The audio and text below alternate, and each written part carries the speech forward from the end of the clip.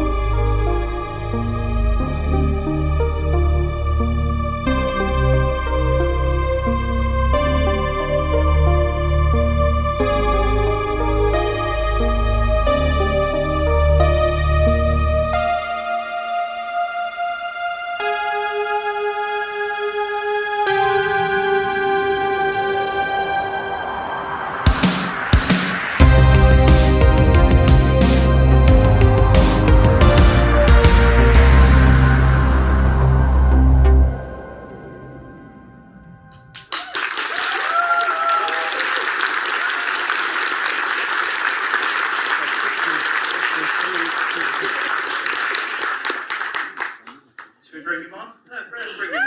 Come on.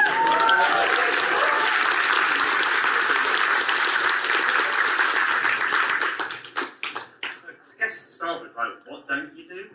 What do you call that? I don't speak English very well. This will be a struggle. So, I mean, that was a lot to take in there. That was quite an epic piece. Like, why? You told me 2 minutes. I told you 2 minutes, and wow, we managed to fit in a lot in 2 minutes, didn't you? That animation, I mean, why do it? I don't, you know, it's like such a lot of work goes into something like that. What made you think, you know what, this needs to be made? Well, we didn't really know what happened to Lara between the events and Sweden, the last relation, and Age of Darkness.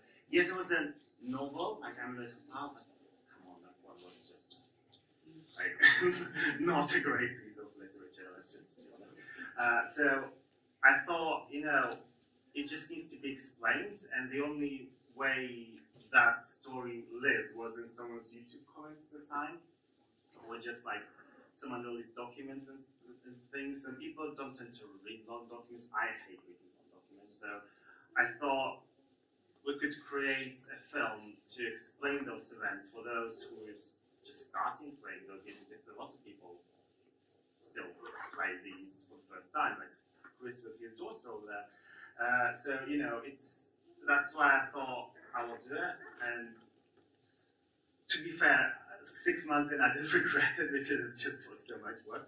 But later on, I kind of towards the end, I realized how actually incredible this was, because working with like, you know, Dean, Jasmine, Terenete, that's like a given thing, you know, we've done so much work before already. But then it was Janelle as well, you know, just when she voiced that trailer video for this animation, that was just like, when I first heard it, I had like goosebumps really. And I was telling her that, and I realized how creepy I sound. But yeah, it was just, it's kind of, I don't have skills to create a game. I would have created this into a video game shape if I could, but I can't, so I just decided to do it the way I can do it, which was After Effects. He's very good at After Effects, as we saw with that trailer. Yeah, there was lots of transition in there. Sorry if anyone got any seizures. They can't speak anyway, so that is true. If you're having I'm joking.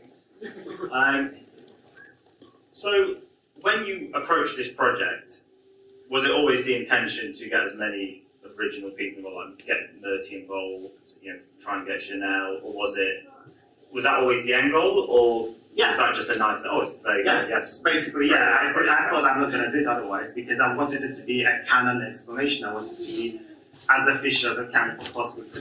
Like, yeah, I'm to do it, but you know. I'm not having a go, by the way. I'm just saying that to do it. For the record. Yeah.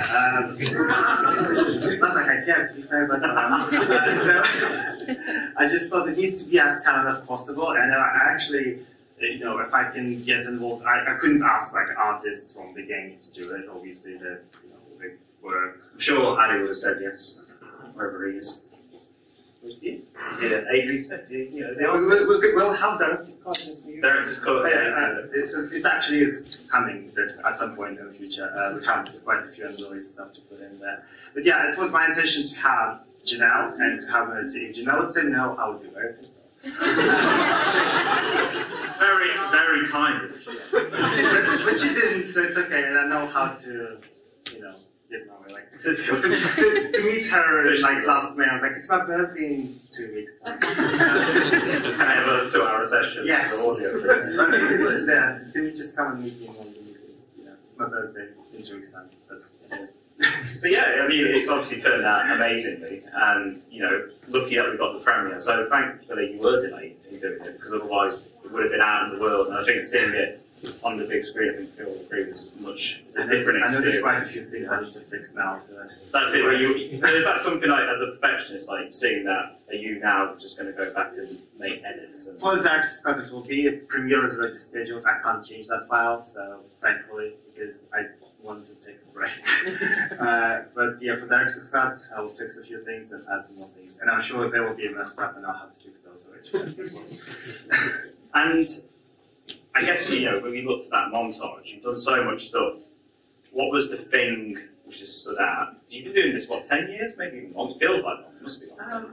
I actually started doing various 3D renders, like since 2005. That's how Terenete actually met me online. I was doing Red Curtis Lara renders, but like I was the first one to rip the models out of the game. And up to date, when you Google Curtis Render, Google Images, I think first or second one is mine. And I think it's official render, it's not, it's my render from back in 2005. I saved it in BNP format for Paint.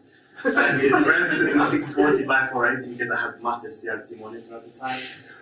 So I've done like that kind of stuff. Then I moved to UK in 2011 and kind of stopped doing much. But you were asking something that stood out. I think the biggest thing I've done so far was, I can't choose between the two. First was Play Expert thing, because that was just incredible to see poor design people on stage. They never met fans before, and they told me that on the day that they never met fans before. I'm like, okay, now that's going to make me emotional, thanks for that. And I did cry before they took the stage. It was just very embarrassing. And the Dark Angel Symphony as well, because that took so much work to do in that music album. So I think those two are probably my biggest things, and yeah.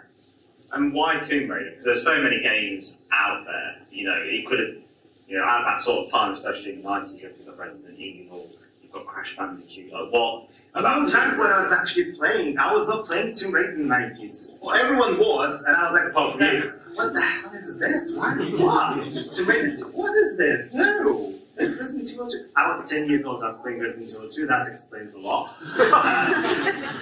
Scarred for life. But in 2000, I bought my PC, and the first game was Carmageddon I played on that. Racing game for Chemical Imbalance, it's great. But then I got Tomb Raider Chronicles, so you were my first love, as you know. And yeah.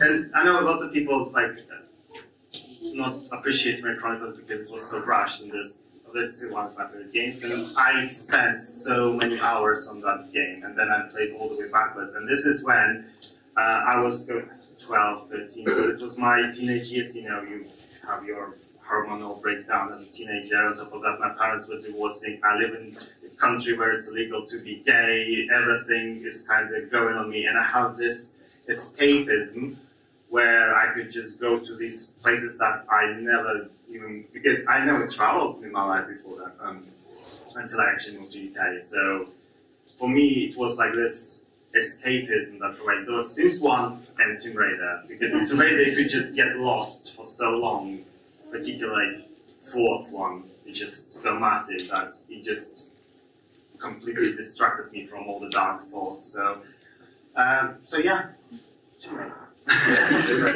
that's why we're all here. We're all with it.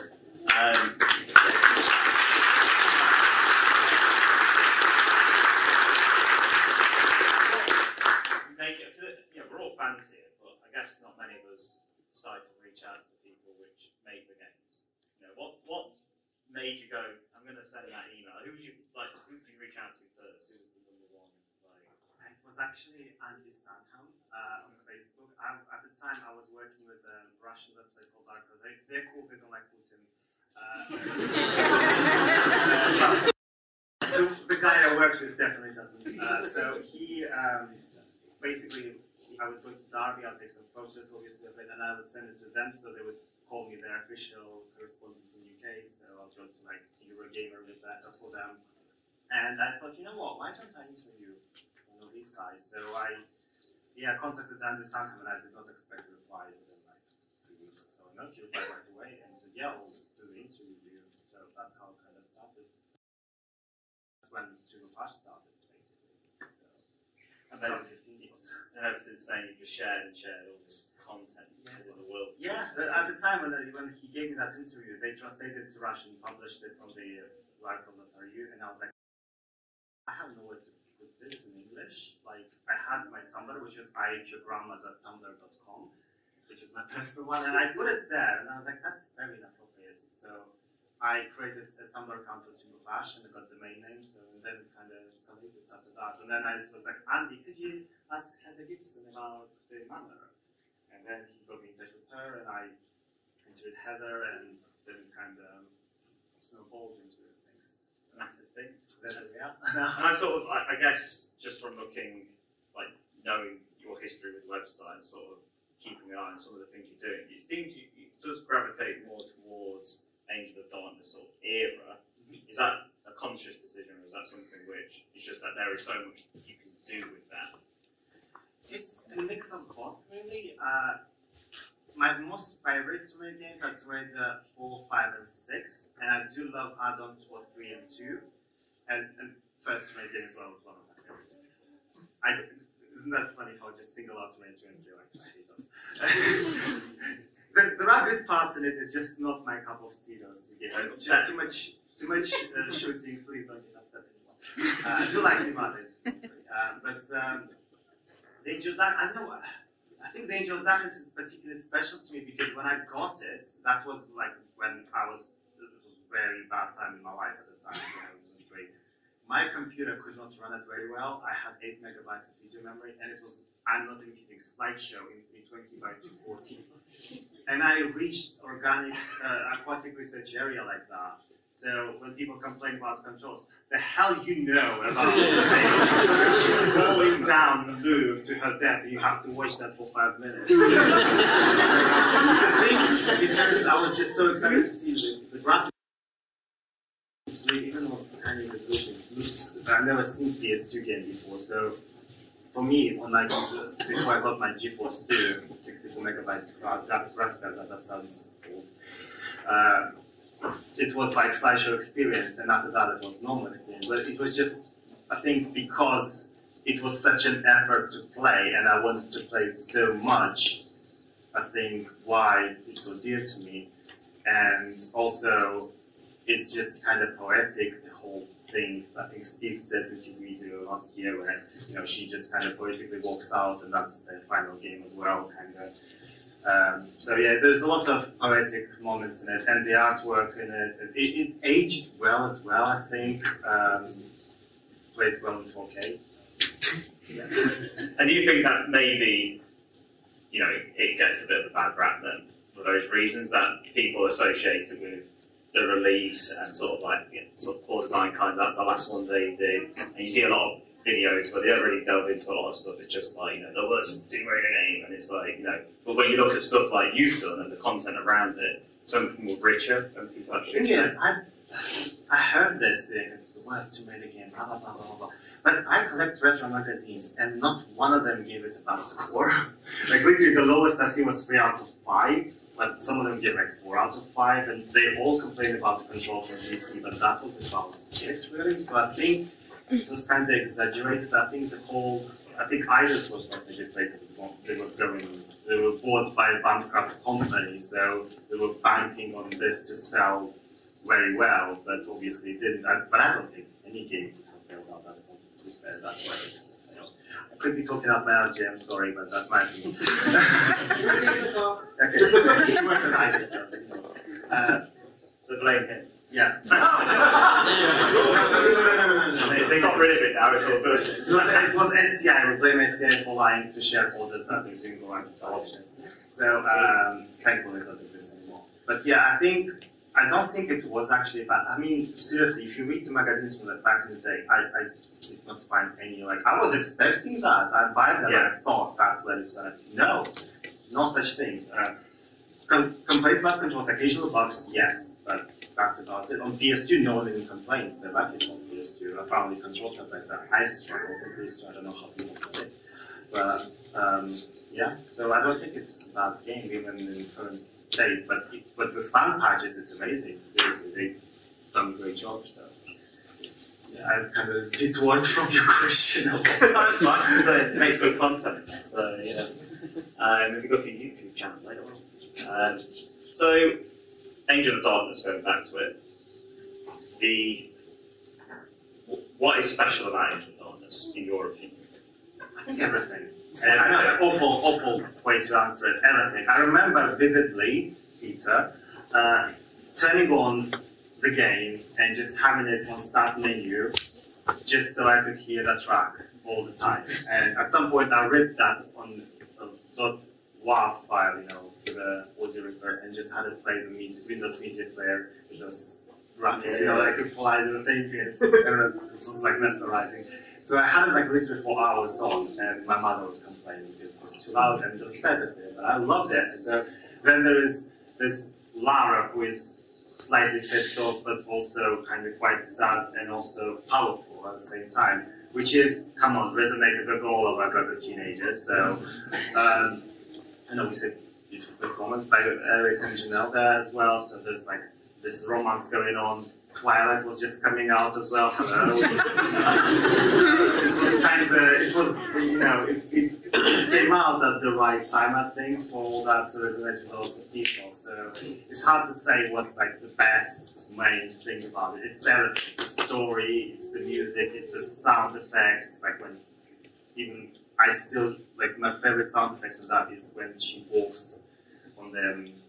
In the Louvre, in these whole seasons on the surface, for some reason I'm just obsessed with those sounds of footsteps.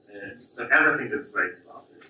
And yeah, it's a bit rough at the edges, but it's still amazing, great game. Have you seen the detail in it? Recently when I was replaying it for the stream, in the Louvre, you get to see behind how they restored, some of the pictures were taken off and they're restoring them, that level of detail for their thing. Even these days you don't get to see that, but back then, it was their first PS2 game, it's incredible. So, Yeah, it's definitely iconic. That game. Hate the word, but yes. It is. Yeah. But it is an iconic game, and you know the people who worked on it, some of them are here today. You know, you feel, I guess, the passion of the people. Like they really wanted to make this wonderful game. What did you sort of think of Curtis then for the first time when you played that sort of character? Well, before I played that game, I had done this terrible thing. I read the review, and people were excited. Oh, you don't play the man, blah blah blah blah, that kind of stuff. And I don't do it anymore. By the way, I don't watch any trailers for any games, for any films these days. I just want to see it when it's out.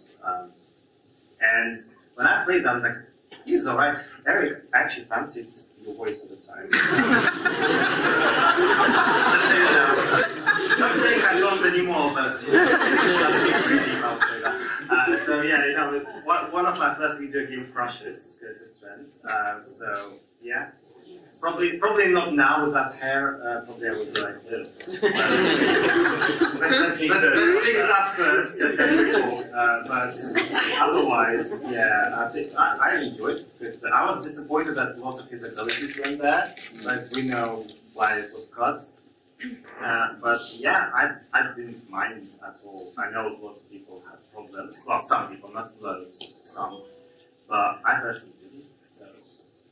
I guess sort of my final question before I pass it to some of you guys. So think about some questions. We've got a little bit of time. What's next? I mean, we've not even talked about Tomb Raider Anniversary. You managed to find the core design version. You didn't manage to find it. Some very, very, very generous person who could be in this room today. So please, a round of applause. Send it to me anonymously, and we managed to release it for you all to enjoy Tomb Raider Anniversary Edition. So could I have everyone to clap, because I think that.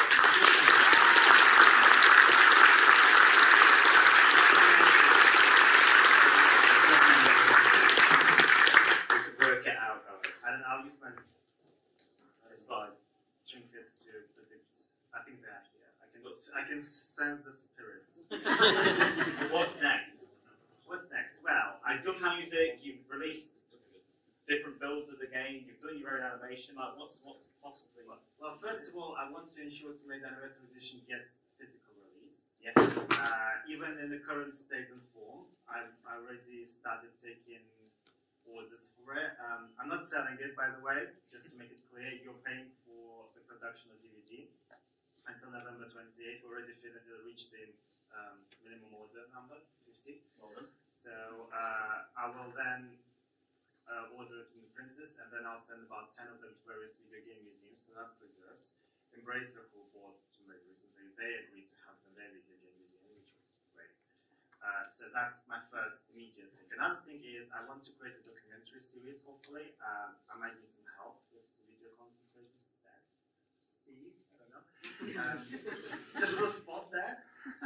Basically, I want to create a story about people who actually made Tomb Raider, and in particular, I want to start with Troy Orton, the producer, who suddenly passed away a couple of years ago.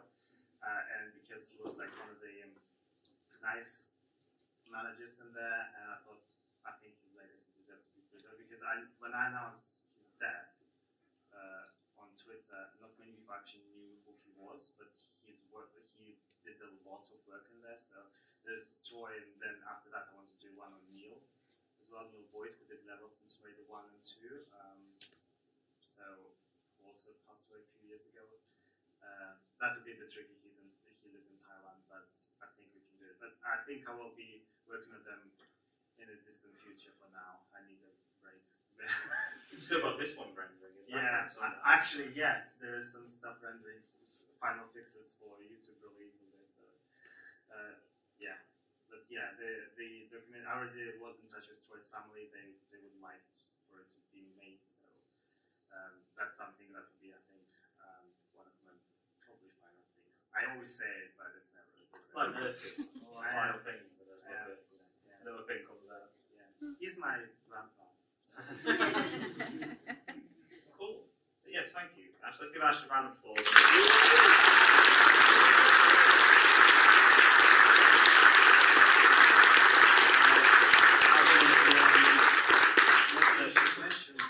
Oh, yeah, so, Ash, actually, yeah, you mentioned it. Right, so, hi, again, nice to meet you.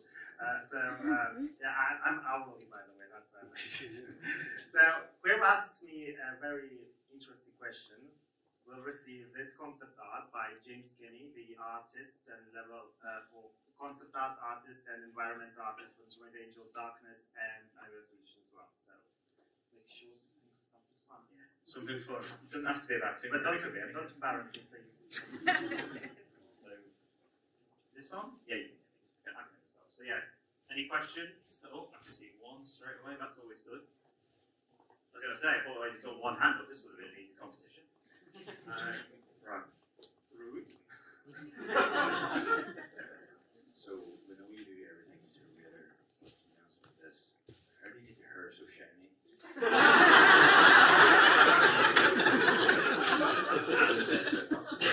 I'm thinking of a way to respond, but I can't think of one. So I'm just gonna say I just wash it every day. It's really bad for it.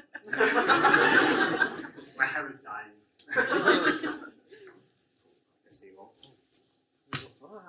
There you go. Hey Ash, Hiya. I just kind of sat there thinking, wow, what an absolute legend. And I think you were at the expo event, weren't you? I was actually, yeah. Yeah, I randomly emailed the organizer and said, you know, I know we co-designed some of the cosmetic. Why don't we have a panel for them for 20 years? Because nothing is going to be done by official channels. Sorry, Jay. And we kind of, I was organizing it from my hammock in Manchester. I was like literally in the hammock on my balcony organizing it. I remember your face there. Yeah, I remember. I think we thought we took it on Twitter, but anyway. I'm just kind of curious as to what motivates you when you feel so tired from all this work. What is it that keeps you going? ADHD pills.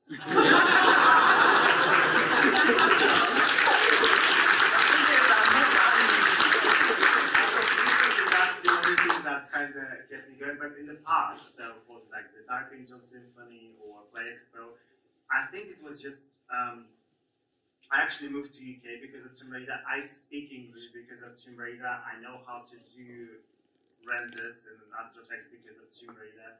Janelle, you taught me English. I actually have accent training going on now, so I'm trying to sound like her. Not right now because I'm too tired. But so what motivates me for that is just I just wanted to ensure that because I know that a lot of people resonate with that game.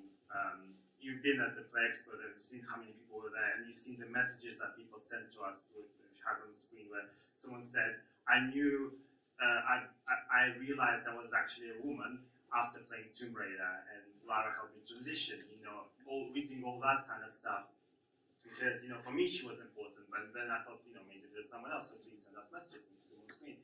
And there's so many people send all that, and we had all this on screen, and then after that I realized that, you know, so much love for it, so why don't we do more classic stuff since Jay's not doing much? Actually no, Jay does a lot personally, he did at least in the past, it's other people we're not going to mention here today.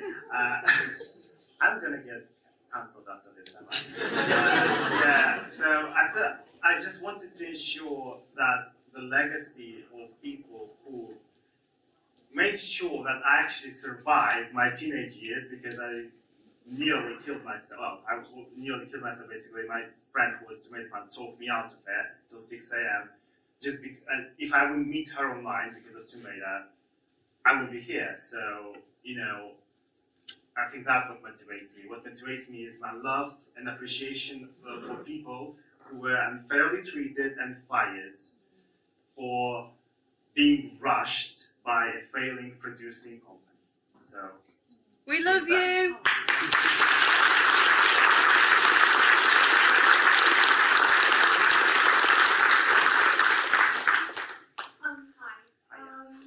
I really, first of all, about the Tomb Raider Chronicles, thank you.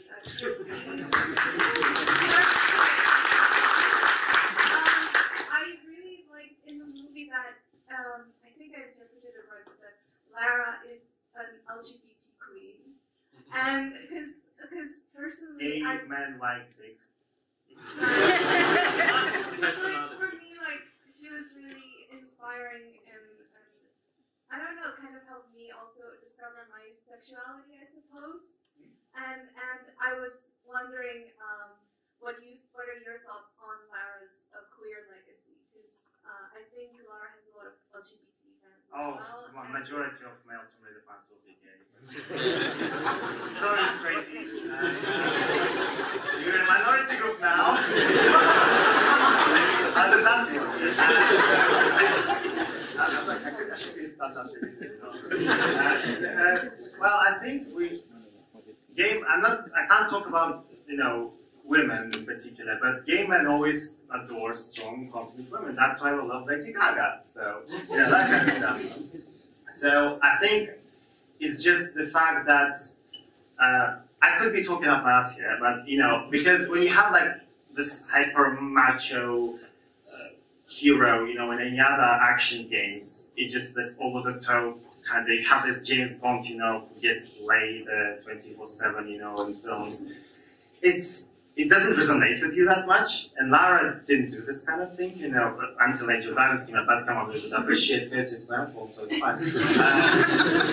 So I think because she wasn't really, this kind of macho, she spoke our sassy language. Okay, she wasn't this buff, tough, kind of over-the-top macho man. She was more this lady polite, but I'll throw shade like confetti at you if I need to. That kind of stuff. My God, I'm like getting campy and campy. So yeah, I think the reason why we resonate with her so much. That's my opinion. I could be wrong, so. Not sure about women, because I'm not one, so. I hope that answers it. Hi, we can see that you put a lot of work into Tomb Raider or Tomb of Ash over the years. And do you actually do this full time, or do you? I wish I did, Yes. Or if not, like, do you do something else for a living? I work full time. I worked full time even during Dark Angel Symphony, and when we were recording that album in London, we had 6 sessions, I think, with drums separate, guitar separate, and I had to travel to London on the day, go back the same day to Manchester, go to work next day, return to Manchester, to London in the evening because I couldn't get enough days off. So I do work full time, and when we had to ship the CDs and posters, whatever, that was lockdown period with coronavirus the first time. So all these CDs arrived at my porch, and I had to ship them myself whilst also working full time remotely. So no, unfortunately, Jay, I don't work. I have a Tomb Raider. Although Jay doesn't work anymore either. It's Embracer now. But Embracer, if you need. I wish I was, because I think I could do a lot of things. Mind you, this is all on enthusiasm, and I have no budget to do any of that. Yeah, I have a lot of amazing coffee supporters who made El Hawa possible. Without them, I could not get some rendering plugins that I really needed and upgrade my hardware. It took 3 days to render. Without those money, I probably took more than that, and probably wouldn't render at all because I just would keep stopping it and fix stuff. But if I had a budget to do stuff full time, I think I could do even more things. Unfortunately, no. I work full time in local government now, so yeah, I wish I was. I have a mic now. So very proud father and mother and asleep son here, by the way. Many at Square and I just definitely appreciate what you do, by the way. I know Square does. Yeah, so you're all about preserving the past and let people access what things have never been seen before, but as you mentioned a few times, things have changed at the moment. So what do you feel for the future with the IP now being owned by Embracer? Embracer? Well, I can prepare for that question. Well, actually, I'm quite skeptical, if I'm being completely honest. I'm quite skeptical because Crystal Dynamics already had a free reign over the franchise for the past many years, actually. And now Embracer gave them the exact same thing, and the CEO who oversees those studios that were sold is the same CEO now. He moved on to Embracer, so I don't think anything will change anytime soon. That being said, Embracer, I came prepared. I knew this was going to be I was hoping it will be. Embracer is based in Sweden, anyone, just so you get the joke. Actually, it's not a joke. So Embracer, This is how you fix Tomb Raider.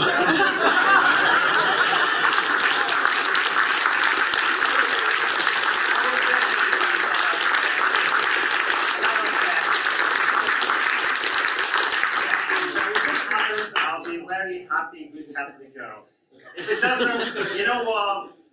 It's been like this for quite a few years, and I kind of get used to that Tomb Raider goes down the drain now. So, yeah. But please help. Please fix Tomb Raider. I Google translated Tombraider. If it's wrong, I'm sorry. It's not me. I don't speak Swedish. Yeah, but you should appreciate me doing IKEA fonts and everything. So. Very good, I should sell prints like that. Hey, got a question for you. Sorry, actually. Oh, All right, yeah. Wrong hand. Oh, you've done an excellent job preserving core designs of Tomb Raider. Big fan of what you've done and everything. But later down the years go by, do you plan on doing the same thing with Loud and the Survivor trilogy? Well, first of all, Rob, thank you so much for the support. Rob is one of my main sponsors, by the way, in coffee. He makes everything possible.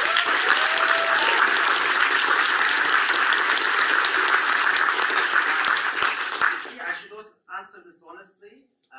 I could generally say, I will look it down the line, just like Janelle just said. I might play the games later. I know she wants it. Because I wanted to stream it with her. She said, no, I'm not going to. You know, maybe next year. It's my birthday next year. So I will think apparently. My birthday is I will think about it. So, you know, I'll speak to you later. Yeah, I should be probably honest on this one. No. And the reason for that is I've been burned by that side of the community a lot. And I'm not saying everyone in there is awful. There are pretty much awful classic fans too. But it's just the sheer amount of crap I got my way. I mean, I fucking had to file 3 police reports already for stalking and harassment. So, no. No. Maybe in the future, maybe when I calm down, get over it, maybe. But for now, no. Unless Embracer will do this. And then, yes, I promise I will do it. I will start doing it. But until then, no. And to be fair, I wouldn't even know who to ask to send and release stuff because Crystal doesn't really talk to me that much, so as you can imagine. So, I mean, they do, but not in the way I would want them to. So, yeah. Hi. Yeah. So first of all, thank you for all the things you do, and if you get cancelled, I will defend you all night. Thank you. That being said, random question about Chronicles, since I really appreciate that game as well. What is your favorite location for that game? Probably the young Lara levels, and the reason why, you know, I actually didn't play Tomb Raider 4 at the time because my shitty CPU, as in computer, not CPU, could not play any game with audio for some reason. So yeah, Peter, I didn't hear your music until later on. So I had to play it mute completely, all the games. But Tomb Raider 4 just would not start without audio. I could play it for like 10 minutes and then it would give me a blue screen. So I wanted to play as young Lara a lot. And then I played Chronicles and I was like, oh shit, yes, I can play as young Lara. And then I realized, fuck, you know, that's quite a creepy section of the game and you have no guns. And it kind of scared me a lot. But I think that's my favorite because you get to play as young Lara. Well, for me, it was the first time playing as her. So I think, yeah, Ireland is it. But also equally Rome because I got lost there so many times and I loved it. So those two. Agree. Hi. Obviously, going into the preservation of the development of the history and stuff, is there an interesting fact from like behind the scenes that maybe not many Tomb Raider fans might know and that you want to share, or anything more obscure or anything fun? Working on it. I actually am. Yeah, I'm always plotting. I'm like femme fatale. I'm always plotting. Yeah. Yes, there is something I hopefully will be able to plot. So. 2 more. And I'll get Chris. You got the last one. There you go. Hi, Ash. Hi, Heidi. How are you? That's not his name, by the way. He really hates it. He's the only one that's allowed to call me this, by the way. Anyway, let's try. Let's see. I was wondering, because obviously Tomb Raider is constantly evolving, whether it's community or official. And speaking of official, where would you like Lara to be in the next game? Because you mentioned so many destinations, but... Egypt, please. Yeah, period. I'm just fed up with urban locations. I'm sorry, I'm not playing Stalker. That's already out there, you know. You can visit Chernobyl and Pripyat in that game. I'm fed up with all these warehouses and iron stuff. No, that's why I actually enjoyed the Shadow of the last one. Yeah, I enjoyed that one until Piety, obviously. I actually enjoyed Rise of Tomb Raider Syria. Like, I was like in love, and then again there's bloody, you know. So yeah, Egypt, Greece, anything, just not anything industrial. I don't want to explore ruins like that anymore. Please. Yeah. Hello, Ash. It's Lara Croft here. No, she said. Which winning? Okay. Just. You're Melissa, maybe, you know, her cousin from anniversary edition. I've actually got a scenario for you, and I want you to close your eyes and picture this. Okay. I can't, because if I close my lens might fall off. I want you to imagine that you've woken up and you're now the lead writer for the next Tomb Raider game. Okay. What is your story, and why? I'm calling Merty Schofield and saying, do you want to work for half of my salary? That's what I would do later on. So, what I would probably do, I would completely, I would not do this unified timeline thing, because that's not going to work, let's be honest. No one will be happy. I don't think you can unify. Either way you will unify it, someone will be upset. So I don't see the point of it, because you will make it too classic, LAU and reboot, people will be upset. You make it too LAU reboot, classics, people will be like, well, you call it unified, and then it's just the same bloody thing. So I probably would go back to the original biography, that's all I would do. And just make travel to places and do things. Just like, I know, again, Third Strike, I'm definitely cancelled today. I would turn it into like Uncharted, you know, where there's no story. Well, there is like characters are linked with the story between all the trilogy, but no, there's new artifact and you explore that new artifact in the entire game. Why do you need to be this father, mother, bullshit?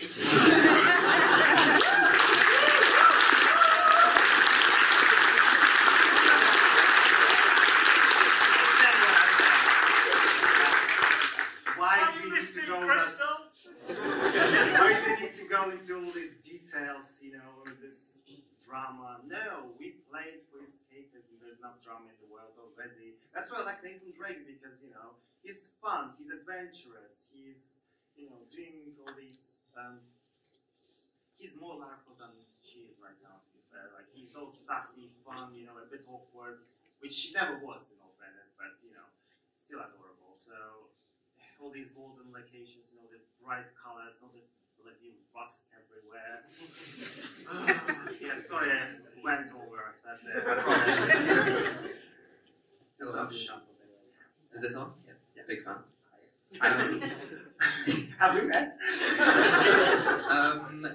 You've brought us so much over the years in terms of, like everyone was saying, the deleted content and missing pieces.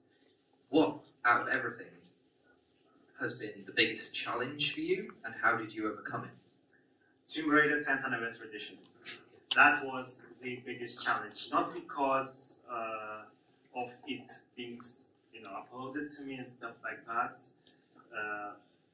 which, to be fair, took me a while to actually get there, so I would actually receive it and stuff, but releasing it to public was the most difficult challenge, because I tried through so many channels. I tried it through museums. They would write to Crystal asking for permission, get any response. I would ask permission 3 times, I would get no response, and then I was like, I don't want to get sued because I'm actually foreign and I want to get deported by Priti Patel. Because I would have it. And then, and I really wanted to release it. At some point I was like, okay, I just will tell people I have it and make people, the crowd, crowd do the thing. And to be honest, a lot of classic fans, even not even classic, even LU fans were like telling Crystal Dynamics, give him permission to do it because, you know, it's preserved, it's important. No response. So then on 31st of December, and now they would, all the lawyers will be off till 4th of January. I took a long cycling run for my anxiety, and then at 8 p.m. I went live on Twitch. If you go on the website now, anniversary edition is there. Please make it playable now because I don't know how to. And then, yeah, the rest is history. So I think anniversary edition was the most difficult. To locate it was the most difficult. To release it mentally, to risk my entire life, because I would fans reported back to my home country, I would get bloody arrested for being homosexual, so, you know, and probably killed. So, you know, risking my life here to make it out there. Thankfully, that didn't happen. Thank you, Squeenix Europe and Ed Perkins personally for making sure I'm not sued and green lighting the release of it on archive.org, the anniversary edition. So yeah, that was the most difficult one for me personally. Good job.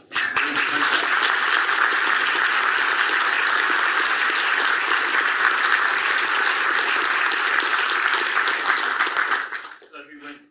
Right, and you think I think I'll be quite biased, so I want you to choose. I mean, like I was in all fairness, I did people's faces very well from shit business. So. Yeah, yeah, okay, I picked someone, but obviously I don't know the name, and I'm going to have to talk to them, but yeah, By the way, this was donated by a guy called Nicholas Croft on Twitter. Could we have a round of applause?